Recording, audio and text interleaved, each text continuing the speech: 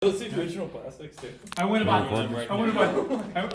25 feet on this in 1978, off the gate, and didn't realize where everybody was going. There was another little side road. All the bikes went one way, and I went down the side road. Never made it on the track. That was my first race. Yeah, I've done that before too, gone the wrong way to start. Yeah, beyond the DNF.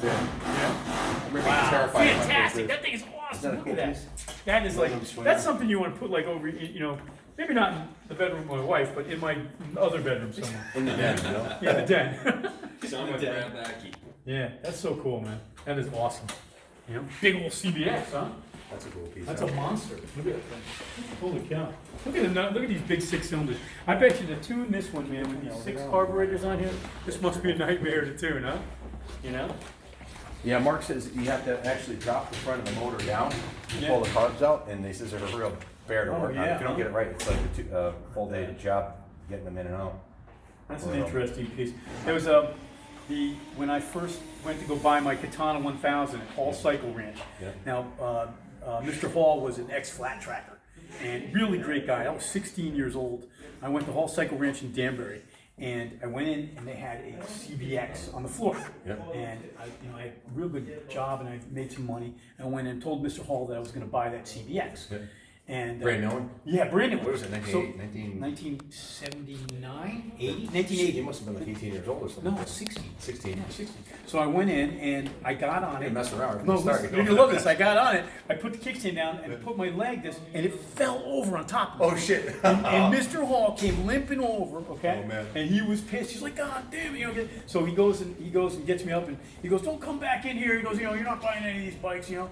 So I said, all right. But 4 days later, I took a bag of Frosted Flakes that I had with all the money I earned from cutting lawns and some other stuff. I went down the road to the Suzuki dealer and brought a brand new, it was 1981 Katana 1000. Yep. You're gonna love this part. Now listen. So I go from the Suzuki dealer up to Mr.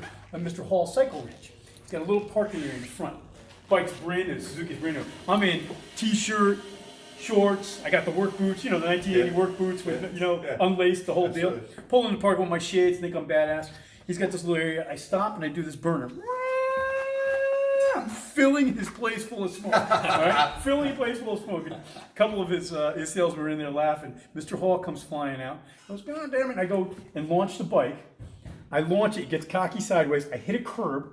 I go flying into the middle of the street at Mill Plain Road, on my back, slide backwards. Holy shit! Get up, I'm completely road rash. Where's the webcam when you need I'm it? completely road rash, man. I get up, and here comes Mr. Hall with his cane coming over to whack me. Get up on my my new Katana, which didn't have a scratch, which was amazing. It only had like 4 miles on it. I took it from the Suzuki dealer to there to do the burnout, and then take off down the road. And I took off, bloody and shredded, and that was the last time I actually talked to Mr. Hall. But pretty funny story. That was my first brand new bike that I purchased. Wow, that's awesome. Yeah, it was fun, man.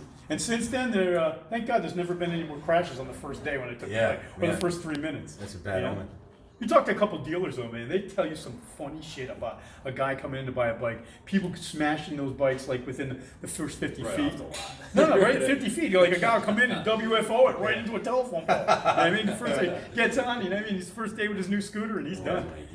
Whiskey throttle. Oh yeah, that's happened, man. That whiskey throttle happens, Or the Flying W, man. You know what that's Flying W. Flying W. Have you seen that? I saw one dude, man. He's like, he telling me how. Describe what the Flying W is, because Everybody knows it. So here's the Flying W.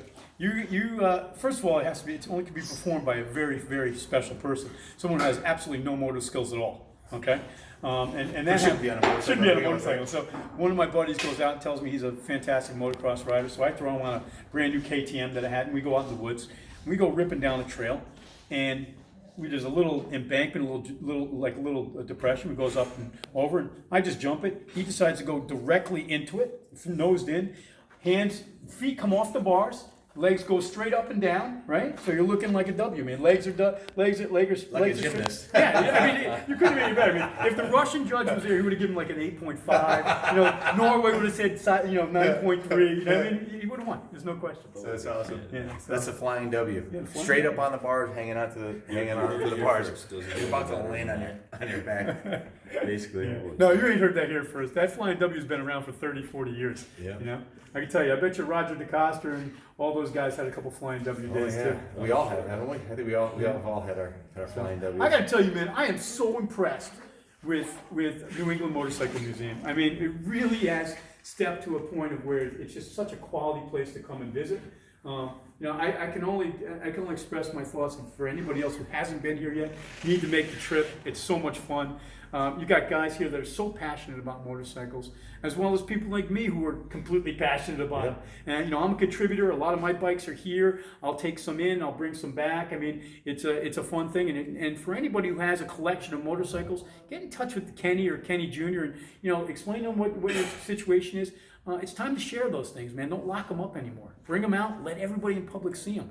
I mean, you know, these are the best curators and the best people that you can have to be watching over your machinery, and then other people get to enjoy it. And I know that there's some really cool shit packed away in people's garages and people's collections, and you know, they're not doing anybody any good. This is where that does the best good. And he has floors and floors more to fill. Let's bring some bigger collections in here. You know? Thanks, Pete. That's the next step. Pete's been one of our first benefactors. He stepped up before the museum was even open and gave us bikes to display. So when we opened, half the collection was his, and him stepping up and having confidence in us.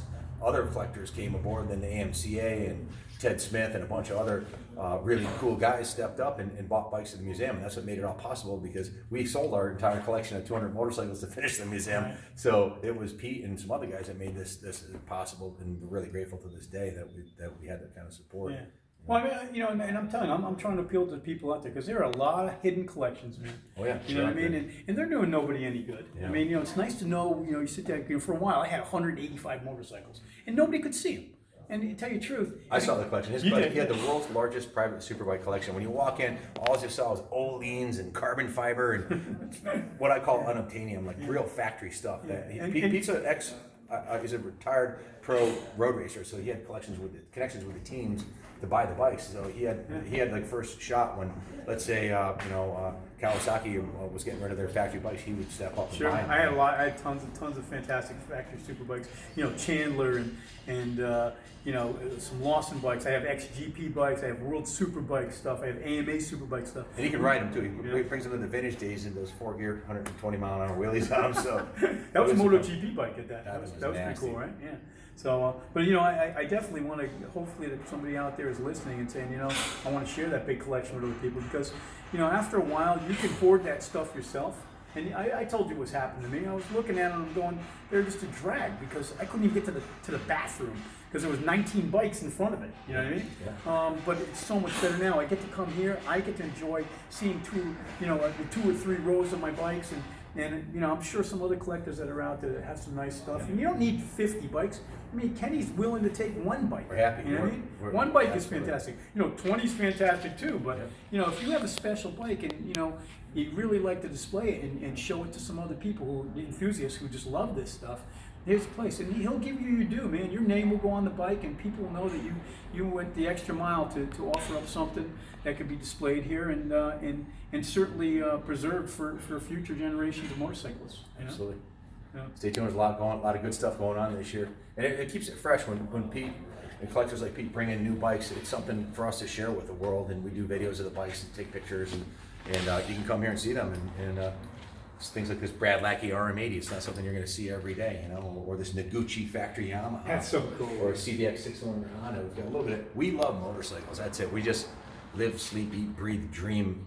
This is our life, you know. We love being around it, and the people are awesome. The motorcyclists that are passionate about these things. We're all brothers. So, you know, come on down, check the place out. Even if you don't have a bike, come view the museum. You know, this is for. We built this to share with you guys. Yeah, so. It's a destination. There's no doubt. You know, and in the future, when we have a restaurant here and possibly a bar and some other stuff, it'll be a real fun place to gather in. There's so much potential. We've only resurrected 60,000 square foot. We have 160,000 square foot. Pete and I were talking about maybe a Porsche museum in one of the buildings, or a vintage car museum. You know, the options are so open here. I mean, motorcycle repair school maybe. There's so much you can do. You know, and like we were talking there, so many of these collections are hidden away, and they're not doing anybody any good. I mean, when you hide away all that beautiful stuff, Yeah. You know, it doesn't do anybody any good. And then you're dead and gone. And someone else, you know, maybe your kids will end up selling the stuff off to people who really don't care. And you if know? that does happen and you do die, which we're all gonna die eventually, right? We are? Yeah, I think so.